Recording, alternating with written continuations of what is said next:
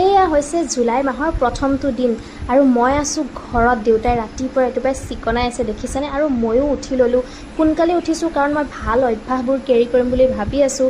সেইবাবে উঠি লৈ পেলাই ধুনীয়াকৈ খোজকাঢ়ি আহিলোঁ দেউতা আৰু মই। আৰু তাৰপিছত জানেনে ভিডিঅ' ক্লিপেই লোৱা নহ'ল।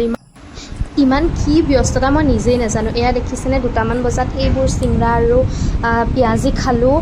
কাৰণ গৰমৰ দিনত ভাত খাব একদমেই মন নাযায়। ৰাতিপুৱা ব্ৰেকফাষ্ট কৰি সেয়াহে খালোঁ। আৰু তাৰপিছত এয়া আৰু আইচ লৈ আছোঁ মই মুখত আৰু গান শুনি আছোঁ ধুনীয়াকৈ জুবিন দাৰ গান। আৰু তাৰপিছত 3-4 ঘণ্টামান মই শুলোঁ, গম পায়নে। ইমান ধুনীয়া টোপনি গৈছে। আৰু শোৱাৰ পৰা উঠি অলপমান টাইম থাকি লৈ পেলাই ভাত বনোৱাই ষ্টাৰ্ট কৰি দিলোঁ। আজি মই বনাইছিলোঁ দেই, চিকেন বনাইছিলোঁ আৰু দালি বনাইছিলোঁ।